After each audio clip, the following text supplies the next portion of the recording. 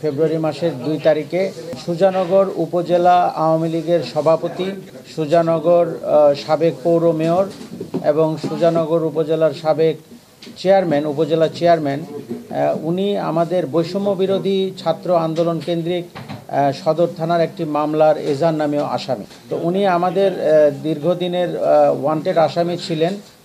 আমরা তাদেরকে ধরার জন্য বিভিন্ন সময় অভিযান পরিচালনা করেছি, কিন্তু উনি পলাতক থাকায় তাকে ধরা সম্ভব হতো না।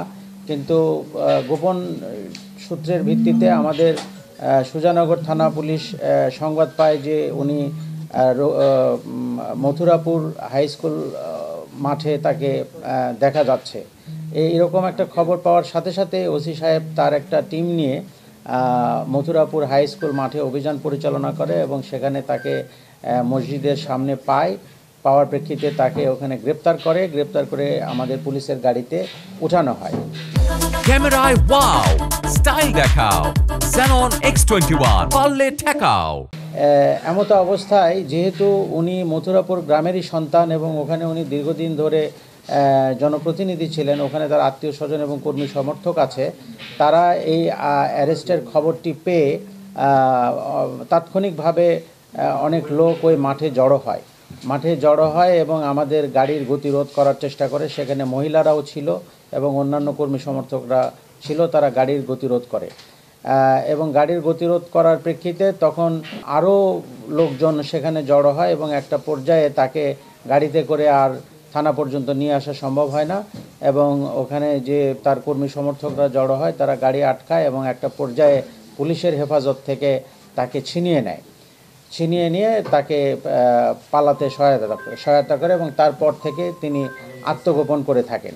তো এই বিষয়টা বেশ চাঞ্চল্যের সৃষ্টি করে এবং পুলিশের এই যে পুলিশের হেফাজত থেকে আসামি ছিনিয়ে নেওয়ার ঘটনাটা এখানে বিভিন্ন পত্রপত্রিকায় ছাপা হয়, প্রকাশিত হয় এবং এতে পুলিশের ভাবমূর্তিও ক্ষুণ্ণ হয় এবং একটা নেতিবাচক সংবাদ তৈরি হয় পুলিশের উপরে।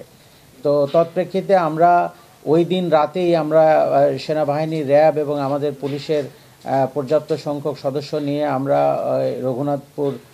মথুরাপুর গ্রামে আমরা অভিযান পরিচালনা করি সারা রাত ব্যাপী এবং পরিচালনা করে ওই ঘটনার সাথে সম্পৃক্ত যে মামলা রুজু করা হয়, সুজানগর থানায় একটা মামলা রুজু হয়, পুলিশ অ্যাসল্ট, পুলিশের কাজে বাধা দান এতৎ সংক্রান্ত একটা মামলা রুজু হয়। সেই মামলা রুজুর প্রেক্ষিতে আমরা এজাহার নামীয় 11 জন আসামিকে আমরা ওই রাতে যৌথ অভিযানে আমরা আটক করি এবং পরের দিনও আমাদের যৌথ বাহিনীর টহল অভিযান অব্যাহত ছিল এবং দেখা যায় যে আমাদের যৌথ অভিযানের প্রেক্ষিতে গ্রাম প্রায় পুরোশূন্য হয়ে গিয়েছিল।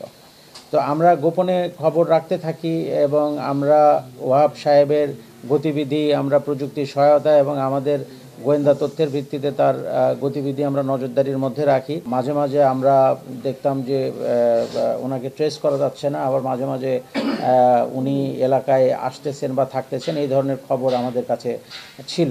তো একটা পর্যায়ে আমরা যখন আমাদের গোয়েন্দা তথ্য আমরা একেবারে স্পেসিফিক পাই, তৎপ্রেক্ষিতে আমরা আজকে ভোরে ওই মথুরাপুর গ্রামেরই আপনার আনিসুর রহমান সাহেবের বাড়িতে ওই দোপপাড়া যে গ্রাম, দোপপাড়া শাকিনস্থ জনৈক মোহাম্মদ আনিসুর রহমান আনসুর বসত বাড়িতে তাকে আমরা পাই। আমরা ওখানে বেশ কয়েকটা বাড়িতে আমরা অভিযান পরিচালনা করি।